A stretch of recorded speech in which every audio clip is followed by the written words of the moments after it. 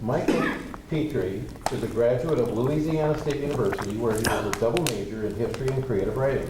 In 2002, he joined the Marines, deployed twice to Iraq, attained the rank of captain before leaving the service in 2010 to get his MBA at Loyola. He lives in New Orleans. He just flew in this morning. Please welcome Michael Pitre. Thank you for having me. I got to ask first, is this a Cubs town, Waukegan, or are we so far north that it's getting to be like Brewers turf? It's Cubs town? It's a Cubs town. I'm not hearing anything split about that. Go Cubs. On our first play, many times there's more Cubs fans in the stadium. That's good. That was a great game. My name is Mike. I'm from New Orleans. I was in the Marines. I went to Iraq. I got married, and I couldn't sleep. And my wife told me if I couldn't sleep, I needed to do something useful, so I went out into the living room and wrote this book. I'm going to start, before I start talking about the book, I'm going to share a story with you that's not made up, like Benjamin Bush style, who's a friend of a friend, the Marine Corps being a very small place. I've never met Ben, but I've heard a lot about him. This is a true story. So I was in Iraq in 2006. I was at a base called Kateb. We got mortared a lot. They launched mortars at us all the time, like almost daily. And there's a way you fight back against mortars. Now, there's no real way you can fight back, but there's a procedure. It's called counter-battery radar. A mortar's coming in and it's flying parabolically, and the radar sets in the base pick it up in flight and triangulate its position of launch. They triangulate where it originated from. And then they try to converge patrols on it to try to catch the people before they flee with their mortars and their rockets, wherever they're firing at us. Almost never works, but makes you feel good. But better than that was the acronym they gave for this. They called it a POO, a point of origin. And so in the big command center at Kateb, there's a wall-sized map covered with little dots. And I, hand to God, they were brown. And it was POO number this, POO number this, POO number that, meaning this is the point of origins as we've discovered them, and then a date time group next to it. So this is when that point of origin was used to try to determine enemy patterns of movement. And so my wife was asking about Iraq. I told her this story that one day we got mortared very heavily, and for like 7 straight hours, it was just mortars coming in like every 10 minutes. And it was like a concerted effort. And some of them were like 120 millimeter airburst mortars, which look like hell, and they're very dangerous, and they hurt a lot of people. But at the end of the day, I was on watch in late afternoon, which meant I went to the midnight watch officer turnover brief as the young lieutenant in charge of all of the communications on the base, where they turn over the watch between the two guys, and they're sitting next to each other, and the outgoing watch officer goes, "Hey, listen, I know we got a lot of mortars today. Nobody likes it. I don't like it, but we got a good poo on it. We've got a number of good poos on that. So we're going to send a patrol out. We're going to smash that poo." And I'm looking around the room, and I'm like biting my hand, trying to keep from laughing. Not a single smile. No one says a word. And I realized that the Marine Corps was like an irony-free zone where there's no joking allowed. And I told my wife this story. There's a follow-on story that's actually very blue.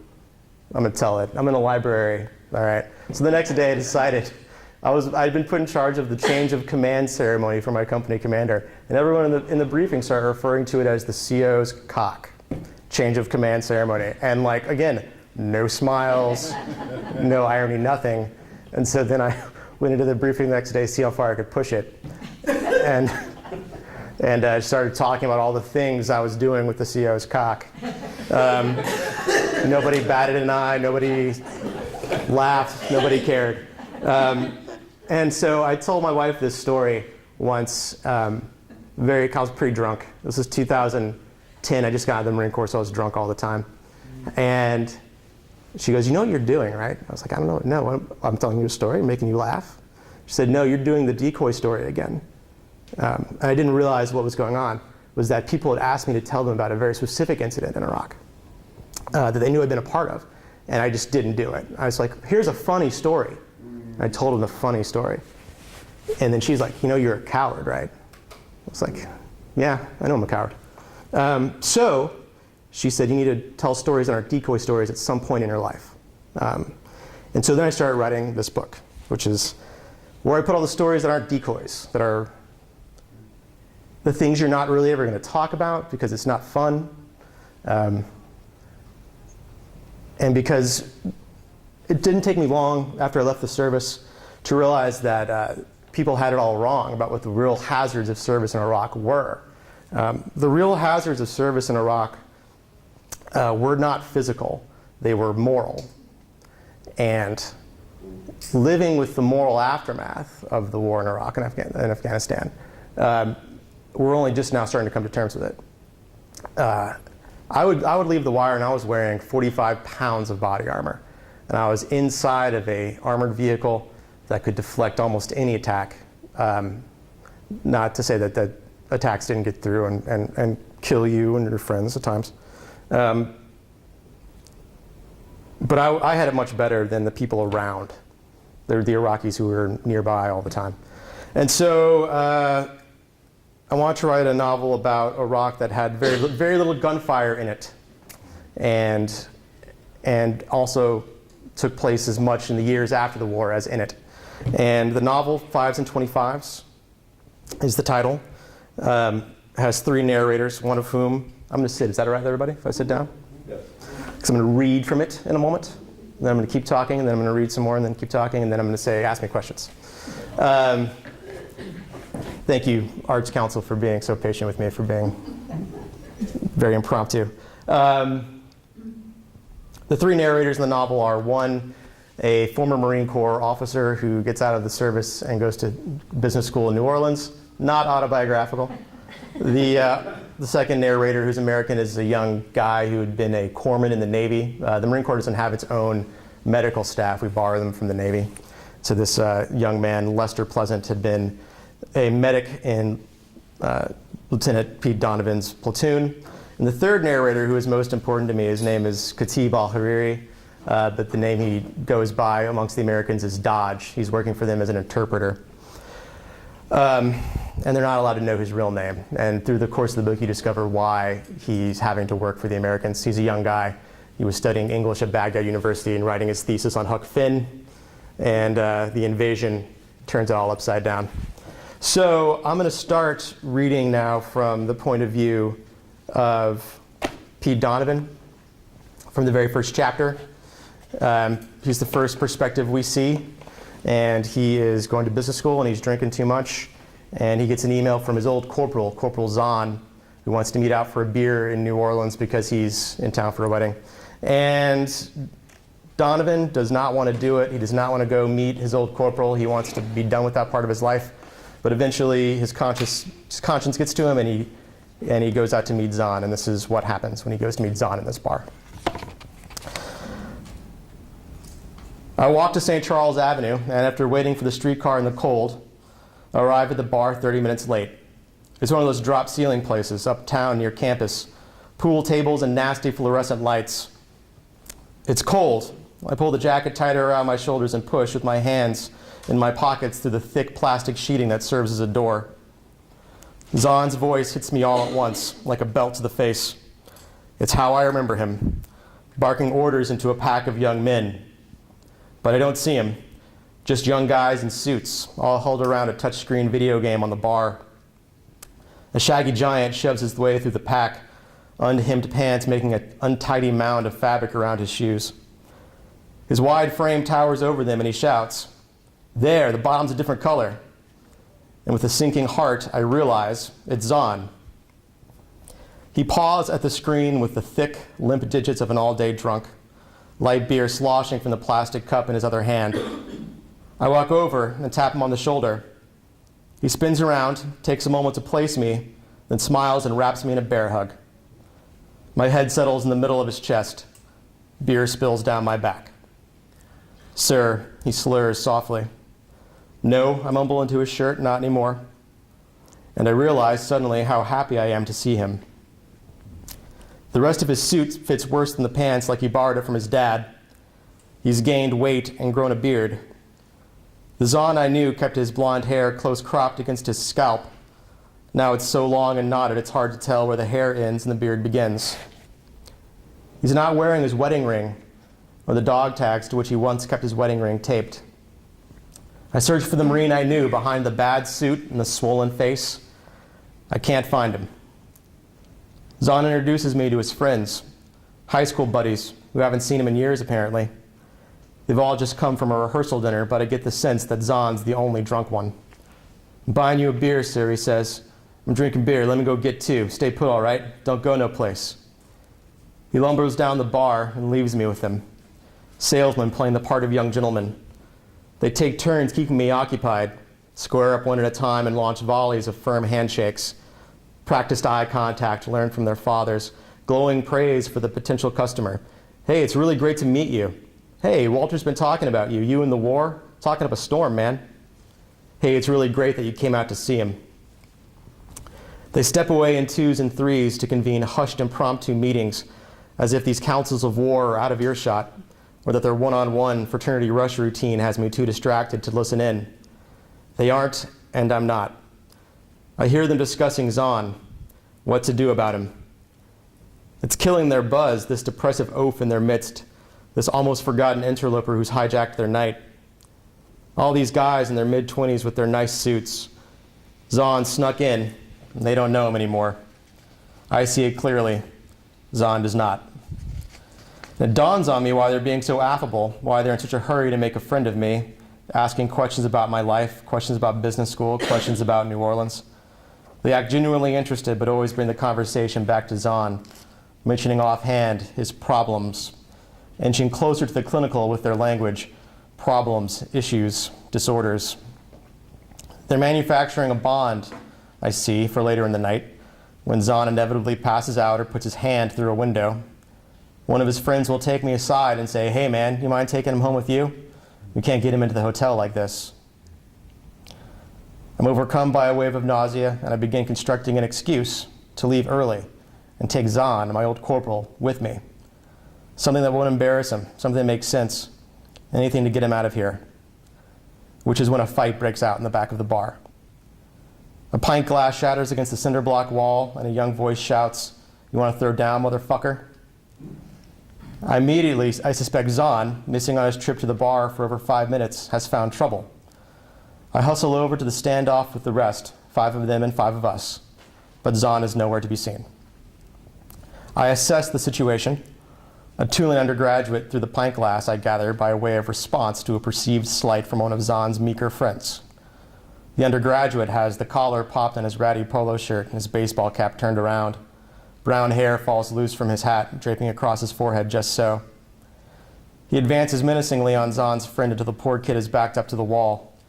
Then he leans into the kid's face with arms extended, flexes glamour muscles, big and useless from long hours at the Tulane gym, and smiles like he's been waiting all day for this. I step closer, thinking maybe I can reason with the guy. Maybe he'll guess by my age and demeanor that I'm a graduate student. Maybe he's even seen me around campus. We're classmates of a sort, and surely that's enough to sidestep a pointless bar fight. I put a hand on his shoulder, about to say something like, hey, calm down, we'll leave, no problem. But before I can speak, he turns around and shoves me, hard, with 2 hands firm into my upper chest. Happy for the escalation. He smiles, and I know he's going to have this. So I set my back foot. Then Zahn appears, like a bowling ball striking a fresh set of pins. He pushes through the crowd and positions himself between me and Popped Collar. Immediately sensing the situation has changed, Popped Collar moves to throw a punch, but Zahn steps inside and takes him by the wrist. Then while Popped Collar tries to fix his feet, Zahn reaches with the other hand and takes a hold of the upper arm. With a quick pivot outside, locks Popped Collar's elbow and shoulder, bending him over at the waist. The poor bastard gasps. How embarrassing. But that's just the opening salvo, just a quick burst of pain to distract. With the palm firmly in the small of his target's back, Zahn applies the full weight of his frame as a natural torque against the ligaments connecting tissues of Popped Collar's shoulder, elbow, and wrist joints. Popped Collar lets out a high-pitched groan, almost a whine, as this new, more urgent pain shoots through his arm. This burst delivered without regard to gentlemen's rules. The difference between me and you, Zahn tells Popped Collar with a scary kind of calm, is that I'm serious about killing you. And I finally recognize him, the Marine I knew. So that's from chapter 1. And that's from the point of view of Pete, the lieutenant meeting his old corporal out and about. And before I go any further, I should mention what the title means. It's a question I get a lot. 5s and 25s, and I'll get to that in the next little part that I read. 5s and 25s was the most ubiquitous rule among service members in Iraq from about 2004 to 2007, 2008. It referred to a procedure that you used on convoys to maintain safe distances from roadside bombs. So if you're on a convoy and someone in the lead vehicle spots something up ahead that looks suspicious, like overturned dirt, a package in the roadway, a dead dog, something that shouldn't be there, you halt 200 meters from it to investigate, to establish a safe corridor. Problem is, the enemy knew that we would stop 200 meters from those bombs. So they would sometimes put a fake one up ahead, put the real one 200 meters back right where we were going to stop. So before you did anything at a halt, you did your 5s and 25s, meaning everyone in every vehicle scanned 5 meters around the wheels to make sure you weren't parked next to a bomb. And when everyone rogered up they were clear inside of 5, the dismount team pops out and clears 25 meters around the convoy to establish a corridor so that the EOD troops could get forward and see what they could see. So watching your 5s and 25s became a shorthand for just protecting yourself generally. And the book is about people who are protecting themselves emotionally in the years after the war, as much as they were doing it physically during the war. It's a term I heard sort of enter the vernacular of veterans. You'd hear it in bars or on military bases, like a guy who's getting too drunk and needs to watch his 5s and 25s. Or sometimes it was positive. Sometimes there's a girl that you need to, make sure you don't miss that. Watch your 5s and 25s. So I'm going to jump now to a scene in which it's explained. The scene is written from the point of view of Lester Pleasant, who is a young kid from Louisiana who joins the Navy and becomes a medic for the Marines, a hospitalman. And this is him remembering his time in Iraq and a particular convoy brief. This is from a chapter called The Rule. 5s and 25s, the rule, he said. Gunny Stout had a lot of rules, but 5s and 25s, that was most important. He was short, 5'7" maybe, with sandy hair and freckles. Must have been almost 40, but in his body armor and sunglasses, he looked like he could have been in grade school. The sunglasses hid the wrinkles around his eyes, and the flak jacket smashed the folds of middle-aged flat against his waist. At a halt, you stay in your vehicle and scan, he said. You look around, 5 meters out from the wheels in every direction. Inside 5 meters, armor plate is vulnerable to frag, vulnerable to blast overpressure. Shockwave can rip the doors right off. You spot a wire or 2 rocks stacked on top of each other, or a patch of disturbed dirt, you call it out. You spot a piece of trash that seems too heavy, you call it out. If it holds your attention for more than 2 seconds, you call it out. I stood next to Gunny Stout when he gave the brief. He said it helped the Marines to see a corpsman next to the bomb tech. Everyone stood when he talked. The only Marine allowed to move around during the convoy brief was Sergeant Gomez. She circled us like a sheepdog, making sure everyone paid attention. Michelle Gomez, her full name. Found that out a long time later. Sergeant Gomez owned that platoon. She and Corporal Zahn, the two of them, they ran it as a team, not because she needed Zahn for anything. Gomez had motivation to spare. Marines a foot taller than her would flinch when she came up on them. Just her voice could break bones, full and Texan. She looked the part too, always kept her hair tied back and out of her eyes. Shiny black hair, smooth as a feather. If a strand or two fell down and tickled her cheek, she'd curse, step away and tie it right back. I watched her do it in the morning once before reveille, behind the barracks hut when no one else was awake. She sat on the steps with her hair down, hands working it back into a bun. I couldn't help but stop to watch. She noticed me and narrowed her eyes, all mad, like, "What you looking at? Turn around, get back to work, asshole." Gunny Stout stopped talking as a cargo plane came in low over the lake, right on top of us. He never raised his voice, Gunny Stout. And he never looked at planes. Even when all the other Marines did, even Lieutenant Donavan and the other officers standing off to the side while Gunny Stout gave the brief, they all looked up like it was the first plane they ever saw. Lieutenant Donavan had brown hair, brown eyes, and real good teeth. Had a bit of weight on him, but was tall enough to wear it, just barely. A real Southern college boy, the lieutenant. Like he was on his way to an outdoor jam band festival one day, took a wrong turn and ended up in the Marines. He sat on the hood of his Humvee next to his flak jacket and helmet, stacked up next to him while Gunny Stout gave the brief. The rest of us, the enlisted, we showed up to the brief with our gear already on. Michelle Gomez made sure of that. The lieutenant, though, he could take his time, I guess, cross his arms and watch with gold bars on his collar, happy to be called sir, happy to let Gunny Stout run the convoy, happy to let Sergeant Gomez and Corporal Zahn run his platoon. Gunny Stout didn't work for him, really. Lieutenant Donavan had the road repair platoon out filling potholes all day. Just that road repair had 6 vehicles and enough Marines to pull security while they did the work of patching the holes. It was tough work, too, dirty and hot as hell in the body armor, but worse than that, those potholes always had another bomb under the rubble, and I do mean always. So it made sense we roll with them. We only had the one vehicle, Gunny Stout, Staff Sergeant Thompson, a driver, and me. We even have a spare body to man the gun turret up top. We go in first, check the hole, and clear whatever new bomb was put in there overnight. Then Lieutenant Donovan's guys, they'd come in behind us and get to work filling the hole and patching it with concrete. First, they'd cut the jagged asphalt from around the edges to prep for aggregate. Then they carried those heavy bags of concrete over to the beat-up mixer, just pouring down sweat inside that body armor. Had to watch for snipers, too. Never could stay in one place for too long or they'd take fire. Sergeant Gomez always nipping at their heels, telling them to hurry the hell up. Gunny Stout kept going when the plane noise faded away. And the vehicle commanders roger up, he said, clear inside 5 meters, and the dismount team executes the 25-meter sweep on my order. Gunny's voice got tight. Not loud, just tight. Dismount team, eyes up. Most Marines stared at the dirt during the convoy brief, tucked their hands inside their body armor and rested their chin against the ballistic plate. But when Gunny Stout said eyes up, they rolled their shoulders back and locked onto him. In unison, you know, like one creature. When I say go, do not hesitate. 3 seconds. He held up 3 fingers. Every door open, every door closed, all Marines working a tight search pattern in 3 seconds. It takes 3 seconds for a trigger man to initiate a device, and you can't let that happen while the armor seal is broken. Move with a purpose, no sidebar conversations, no laughing. Sergeant Gomez explained it to me once, how Marines managed to do everything in time on a silent drill count. She smiled and said, "Oh, you mean that snap pop?" It was how they spoke, how they did every little thing. Snap pop.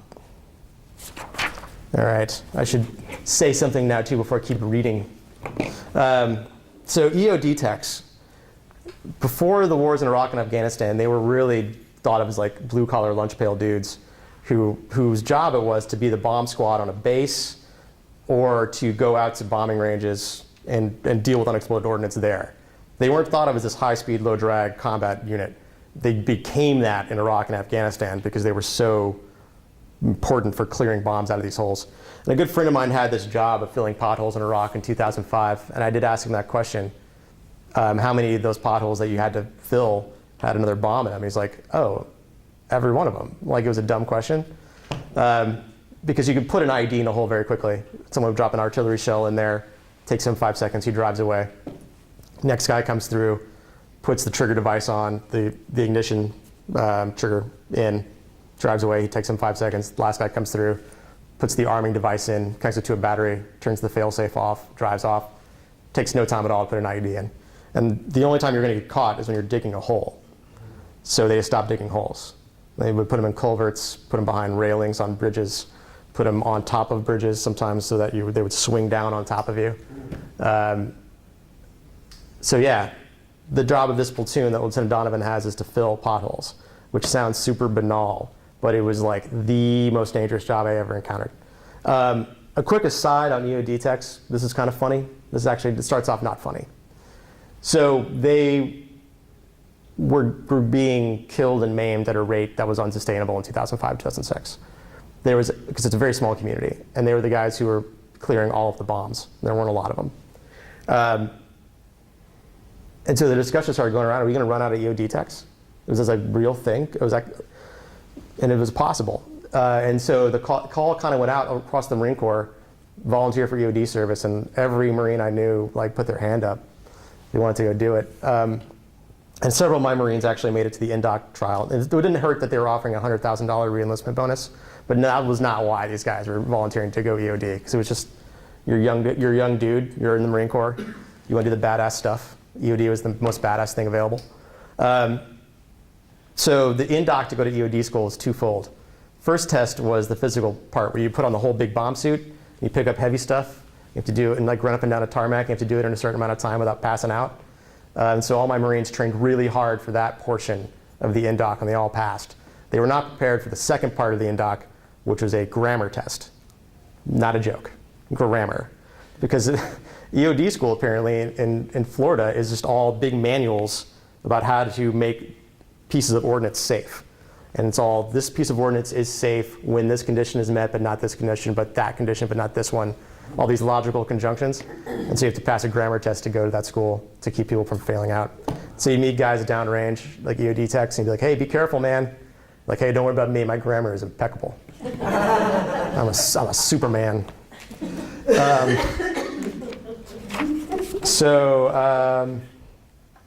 going to read one more time. And this is from the chapter from the point of view of Kateb. So that's the other sort of thing people don't talk about Iraq, in my experience anyway. The things that don't really come up a lot is your interpreter. People don't want to talk about their interpreter.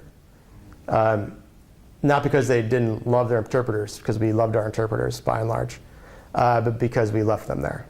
And what happened to them. You don't often know. You often didn't know their first names or anything about them. So it was very important to me. And I think probably 40% of this book is written from the point of view of Kateb al-Hariri. And he starts off the book in Tunisia, at the very beginning of the Arab Spring. And you don't know why he's living in Tunisia. You see in present time he's in Tunisia. And you see him kind of back in Iraq, and you don't know how it happened. And the book is the reveal of why Kateb had to go to Tunisia. And every chapter starts off with an official piece of correspondence, or an email, or something outside of the narrative. And this chapter begins with a letter to Mr. Kateb al-Hariri, Susi, Tunisia, from the US Department of State. And I'll start from there and read a few pages. Everybody okay with me just reading from my book? All right. Thanks for being here. This is a chapter called These Boys, These Missouri Boys. The Bureau of Consular Affairs has been unable to verify that you were ever employed as an interpreter by U.S. forces serving in support of Operation Iraqi Freedom. Detailed records made available by the Department of Defense contain no mention of your name, nor of the code name, Dodge, you claim you were issued. As a result, your petition for special immigrant status has been denied. You can appeal this ruling by submitting a new Form I-360 with additional details, documents, and references for caseworker review. The 2009 National Defense Authorization Act allows for the issuance of up to 500 special immigrant visas to Iraqi translators and interpreters who worked for the U.S. military, but demand for these visas is expected to exceed the annual limit. Please consider applying for a student visa instead. The Americans sent me this letter via the standard Tunisian post. Someone at the postal center, some secret policeman, opened the letter before the carrier brought it here to my flat. American symbols, eagles and olive branches adorn the envelope. The secret policeman at the postal center probably copied the letter, made note of the address, and placed my name onto some list. What is worse, the fundamentalist gentlemen from downstairs, with their thick beards and scowls, watched me retrieve the post, and now must wonder who the shy Iraqi kid is, really. They are still trying to get me killed, the Americans. I take the letter and the envelope down the dark hallway to the toilet, burn it there, and flush the ashes. I should think less on America and more on university here in Susi. The university is lovely, situated right on the sea. Ancient whitewashed edifices, highlighted in blue. All the buildings here in Susi are lovely, quite a few of them adorned in stylish filigree. It is no wonder the Europeans flock to this place with their cameras and their sunscreen, lie on the beach and wait for me to bring them their drinks. The whitewash makes me think of Tom Sawyer and his fence, and I am reminded again that I should work more on my thesis and have less time on the dream of America. Spend less time on the dream of America. My thesis is still the key to everything. I must remember the parts I lost in Baghdad, consider my new ideas. In this way, I should become a true scholar. With the best of intentions, I open the thesis document on my computer and laugh, because of course it is impossible. My thesis? It is all about America, man. The place I have never been. And in any case, it is pointless to attempt creative work when assailed by the noise of the riots. It is too loud even for thinking. Outside, the university students throw bricks and scream the president's name. They chant for all young people to come out into the streets and join the revolution. They sing the Tunisian national anthem and Tunisia, Our Country by that rapper, El General. They are not doing him any favors with that. President Ben Ali will have El General arrested soon, I predict. Now they are chanting for Ben Ali to join them in the streets, too, thinking they can give him some justice. Foolishness. Each night for this past week, the crowd has moved closer to the government center and the main square. Today I overheard English tourists on the beach discussing whether they should leave, mentioning how the rioters in Tunis touched the iron gates of the presidential palace last night. Insanity. Riot police pushed them back and splashed the streets with a bit of their blood. Soon, President Ben Ali will send his army into the streets to relieve the police, and then the real bleeding will begin. Through my window, I see red police lights flashing in the smoke and tear gas, nearer to our flat than it had been an hour before this riot. Police chase the people down. They are coming my way, and the State Intelligence Service will be behind them carrying lists. Perhaps they will carry the copy of that American letter. Perhaps they will find me and see that the name on my Syrian passport is different from the name on that letter. My flatmates are out there, university gentlemen making time with the ladies and the cool kids. They had wanted me to come out with them tonight, but I declined. Go have fun without me, I said. I had my adventures at home. Besides, I have to work in the morning. The English tourists on the beach need more drinks before they decide what to do. I sit down at my computer and reopen my thesis with fingers on the keys. I consider where to start and try to remember where I stopped. I think of Baghdad years ago, when I met Professor Iraqi for the first time to discuss the adventures of Huckleberry Finn, his favorite book by his favorite American. He awarded me the special task of reading it in the off term when the other students of English relaxed at home. Each day I went to his office on the Karada campus and he explained to me things which I could have not possibly understood then. Truly, I did not comprehend a single thing at first. How Mark Twain wrote, how these Americans spoke so ignorant and rough. Why Americans today thought the story of terribly behaved children was such high art. Kateb, you must understand the context, Professor Al-Rafi said. What the American reader knew then, what Americans today do not remember, and what you certainly cannot understand. These were not just boys making silly plans in caves. These were boys growing up just in time for their war. Sitting there making plans to start this robbers gang, this was quite humorous to Americans reading the book in the 19th century. But not the Americans of today, I asked. He lit a cigarette. Humorous, yes, but for other reasons. You see, Americans today forget. 10 years after these boys met to scheme in caves, their civil war fell upon them. These boys, these Missouri boys, they would have cut each other's throats in that war. And the sides they would pick, this was determined in their youth, you see. We were silent for a moment while I considered this. Have you thought about Huck Finn cutting Tom Sawyer's throat, he asked. No, I said. You should, Kateb. You should think about that. Then he smiled like he knew all along what would come for us. A grenade goes off in the street. A stun grenade, I should think, from the exaggerated noise and the lack of shrapnel clicking off cobblestones. Lethal grenades, I know, make only the noise that they must. So that's all three narratives I think I've read from. So the book starts off with Pete Donavan, the old Marine lieutenant, getting his MBA, experiencing that sort of privileged life of the former officer, you know, which I got to experience a bit. You leave the service, you're a captain, everyone thinks big things of you. You go to graduate school in the GI Bill. Life is grand. We see Lester Pleasant, who has the other experience. He's a young corpsman who leaves the service with an other than honorable discharge for reasons we find out. And so all the doors that are open to his old lieutenant are closed to him, and so he's working at his oil change place. And we see Kateb living under another name yet again in Tunisia, unable to go home. And we have to wind it back to figure out how we got there. And so it's one pothole at a time as we go back in time to figure out what happened to these guys. Missouri. I feel like I should share this anecdote because it mentions Missouri and because the Cubs play there shortly. So everyone remembers the Ferguson riots, I'm sure. There's a television image that every vet I know, like we talk to each other about it, like we're like, no one gets this, no one understands this. It's when the Ferguson Police Department had parked their tank, they're calling it. It was the big MRAP, it was called in the American military language.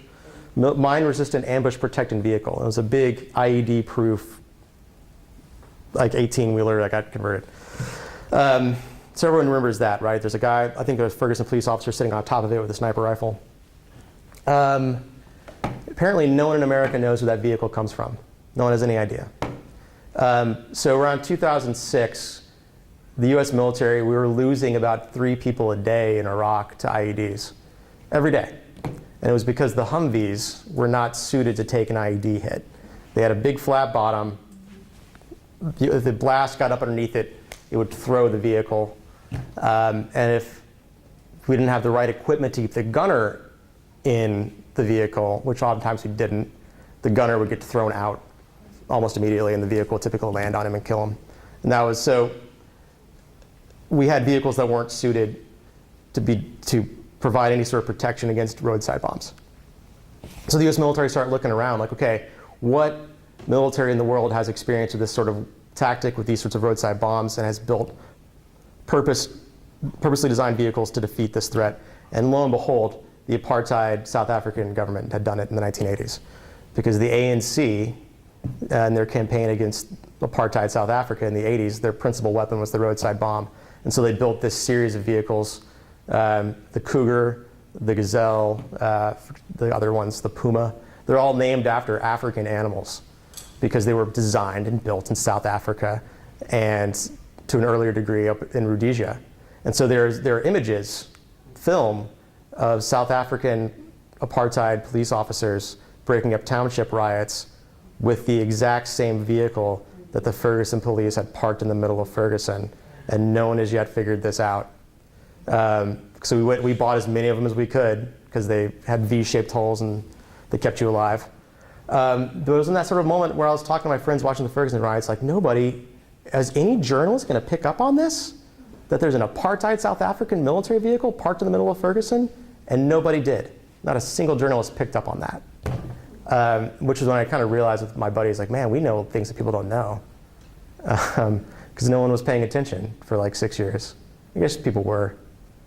But it was being in the military from 2002 to 2010, like I was a weird time. Because you're part of such a small group of people who's going back over and over and over again. And I met my wife right in the middle of it, and she was my girlfriend. And she kind of started, she's from Beverly, Illinois, South Side Chicago. You guys know Beverly? Yeah. She's for real. She's a serious lady. She will cut you. She's also the daughter of an opera singer. Yeah, so she was the one Cubs fan on a sheet of White Sox fans. So her mother was an opera singer. And so when people say, oh, my mother-in-law is a real diva, I get to go, really? Because my mother-in-law is an actual diva. Actual diva, my mother-in-law. Full voice diva. Full voice diva was the musical director of the Gay Men's Chorus of Chicago for like 15 years. Her name is Jillian Kelly. I've seen her name. Yeah, it's my mother-in-law. Oh, wow. She's for real. Anyway, so I met my wife in between Iraq deployments. And she was like, do you know that you guys drink like 12 beers a night and they just punch each other because you think it's funny? Me and my roommate, Ricky Molina. And I was like, nah, I didn't know that. She's like, that's not normal. And I'm like, it is for us. This is just how we live. And you realize, man, we were, in the Marine Corps anyway, the deployment tempo was 7 months in Iraq, 6 months home, 7 months in Iraq, 6 months home, 7 months in Iraq, 6 months home. And those 7 months, and those 6 months that you're home, you're in the field for 3 months. So and the tempo got to be such that we all went crazy. We all just kind of went nuts. And I say all that to say that I miss it terribly. It was the best years of my life, which is also the moral hazard of being in the service. That you're like, oh, I loved it, but it was also just the purest evil ever inflicted on human beings. I should take some questions at this point, right? Here's the approach, an hour in. You guys listen to me? About what you started with saying, that the biggest dangers weren't physical, it was the moral. I'd like to hear you talk a little bit more about it. Okay. I won't read from the book again, but there's a scene further on in which Kateb's having another conversation with Professor Al-Rawi, and they're talking about Huck Finn and what the point of that book is. It's like, well, there are 2 points of Huck Finn. The first is that civilization is an illusion.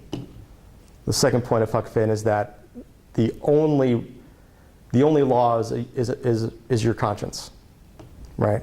That's what Huck has to discover. That the Grangerfords feud and all the things he thinks he's doing wrong, and he's going to hell for helping his friend Jim find freedom. He has to realize, he has to find peace with his own conscience. I was giving a talk at LSU a couple weeks ago, and a student asked me, what does that have to do with Iraq? And I said, well, there was something called the kill line. So if you're in a cordon, if you're at a halt, a vehicle comes charging at you. That's typically going to be a vehicle-borne, an SVBIT, a suicide vehicle-borne improvised explosive device. They rig up a car as a car bomb, they drive it into your cordon and try to get the dismounts, try to get the guys who are outside the armored vehicles. And in case it's just confusion on behalf of that motorist, we had a whole escalation of force procedure in which it's flags, waving big flags, shooting flares. When they cross a certain point, you shoot M16 tracer rounds into the asphalt in front of the vehicle. But when they cross the kill line, that's when the turret gunner swings the turret and just pumps rounds through the windshield and into the engine block. I know guys who've had to make that call. I know guys who've gotten it right. I know guys who've gotten it wrong and pumped rounds into a vehicle full of innocent people, right? And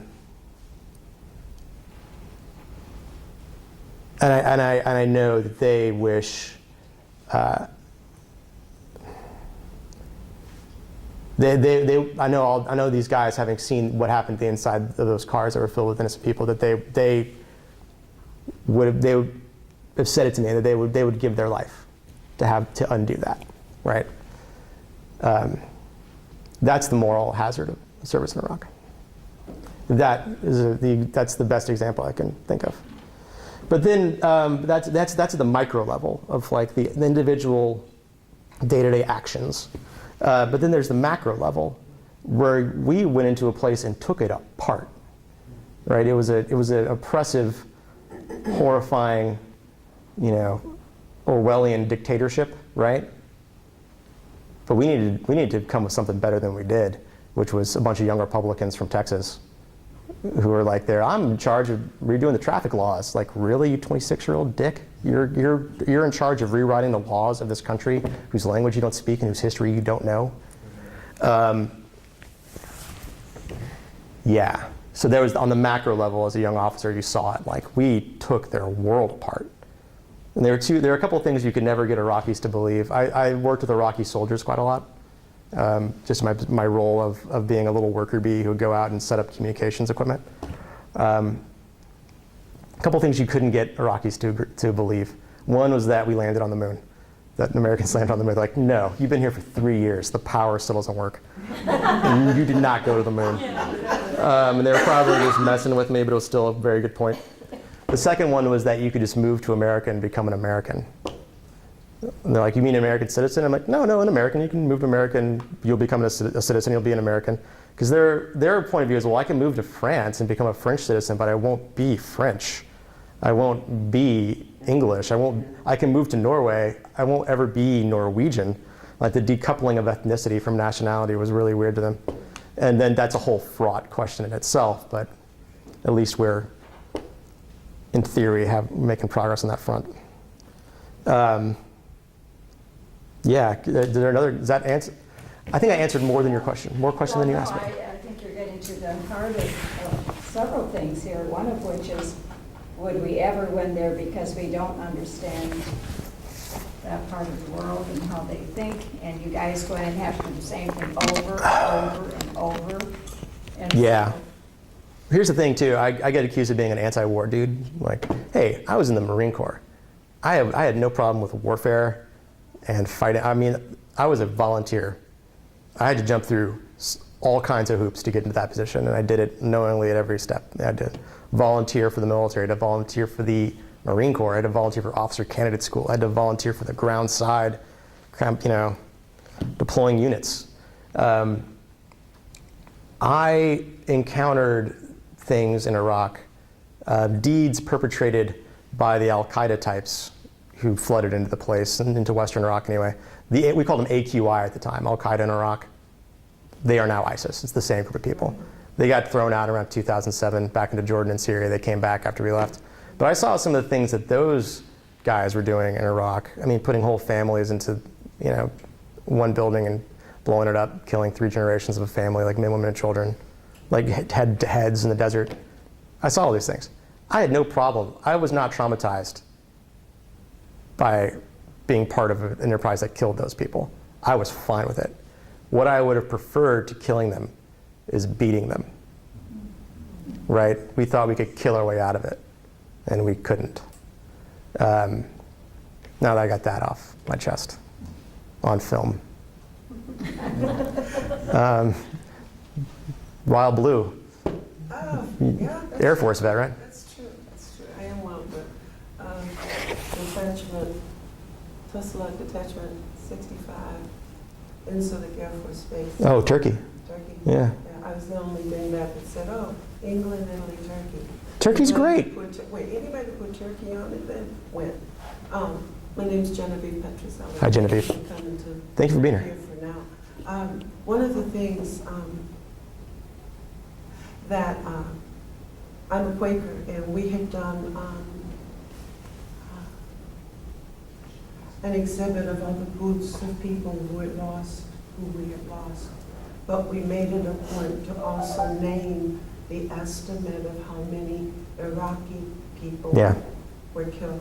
And it's upwards, it was at the time 100,000. I think the Lancet put a total number of dead of violence and chaos. But they think they put it, the final number, they put it around 500,000, right? Yeah, and because we volunteer with a lot of vets, I'm a service-connected vet for something different that happens in the military. We're finding some of the young kids that are coming up, they're so angry. And right now the VA is trying to say, okay, how do we talk to 23, 24, 25, 26-year-old guys who did deployment after deployment, that didn't necessarily have family to ground them. Yeah. And we're watching them hit the Veterans Administration. So they've got a deep program for combat-related PTSD, military sexual trauma PTSD, homeless mental rehabilitation Yeah. for vets there. How do we begin to communicate? I don't want to say youngins, I'm 61, and they allow me in their circle Yeah. because they think I'm cool. I'm an artist, they think I'm cool. You seem pretty cool. I am. I went to Shimer College right here. Gotcha. Great Books College, and there's a mural on the backside that my college did as a party gift for me. It's not all about me. I have to sometimes say, why am I talking? How do we reach these guys? Because there's roughly 22 vets a day Yeah. who are losing their lives by their own hands. You want my perspective on it? I got involved in the VFW in New Orleans this past year. I never thought I'd do that. I was like, I'm not going to join the VFW. Give me a break. But I did, and it's because of the work that they do with homeless outreach in New Orleans. My perspective on it is this, with the younger Iraq and Afghanistan veterans. They need to not be spoken to like victims of their service. These are proud professionals who volunteered. And the guys who did like 6 deployments, they had 3 enlistments. They volunteered over and over and over again. So when I encounter like a pissed off young vet, I in my small way, I was a pissed off young vet for a couple of years. it's you don't give them any slack, right? Well, I'm gonna tell a story. This is the moment I realized I loved. Why were you pissed off? Why was I pissed off? I mean, there's a story in the book where. So you volunteered Yeah. at all levels. No, what I'm pissed and off. you came back angry. Yeah, because we didn't have a chance to win. At one point, there's a chapter in the book which includes the scene in which some State Department dudes are trying to like transport $1 million in cash in some unfireproofed boxes in like an armored Suburban, and it gets hit, and the $1 million burns. Not a direct autobiographical experience. I know people who've seen it, like that happened. No, I was pissed off as a taxpayer at the insanity, the complete lack of a plan. There's an expression in the Marine Corps amongst young officers, in a way to make fun of other young officers who are bad at their job. We refer to them as big blue arrow people. It's like the guy who watched the Discovery Channel growing up and thought that like great military officers would walk up to a map and draw an arrow and say, "Behold my grand strategy. See my flanking maneuver," right? And so the guy who rocks up to a map and draws an arrow and thinks his planning is complete is a danger to himself and others. It's like, okay, guy, your arrow's on the map now. Do you have fuel to do? What's the order of march? Is there fuel to get you there? If there's not enough fuel to take the whole order of battle in this direction, where you're going to be where you can put your rapid replenishment positions? Are these bridges along the route up and working, or do we need bridging equipment? Also, how is this column going to communicate along the way? All of these incredibly important tiny details that make war happen. The guy with the big blue arrow just draws it and it's like, no, you handle that details. The more time I spent in Iraq, the more I realized that we had a big blue arrow general in 2003. He was like, no, we'll take their capital, like it's World War II or something, and we'll have won. That's what I was pissed off. I was pissed off as a professional. That's why I was pissed. And then, friends of mine were killed, friends of mine were maimed. Iraqis, who no one seemed to care about, were getting killed by the dozen every day. And it was a horrifyingly ill-imagined, botched war that we had to just do it.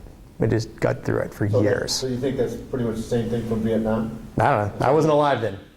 So I don't know. I don't know. I don't want to speak that one. They didn't win? Probably. We have Vietnam veterans over here. Yeah, they do. But we didn't win in Korea either. That's true. Did any of those guys come back? I mean, seriously, we haven't won since I blame the Air Force, really. So we won every war before the Air Force. No, we haven't won one since. I'm sorry, that was actually a joke. Trying to be a joke. No. The Air Force is amazing. I'm not kidding. That was great. We're a different level. Okay. Different level of insanity. Yeah, as far as like why I was pissed off. Okay, but can I tell you why I love the Marine Corps? And it's the same. But getting back to your question about young vets, there's a moment you need to take them back to, which is that moment when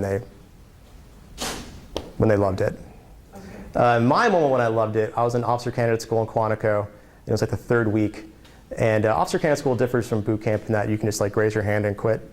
Be like, no, I'm done, and they give you a bus ticket, send you home. Because if you're going to quit at OCS, you're going to quit as a young lieutenant with a platoon. They can't have that. So all OCS is just a summer-long job interview, where they're just trying to get people to quit.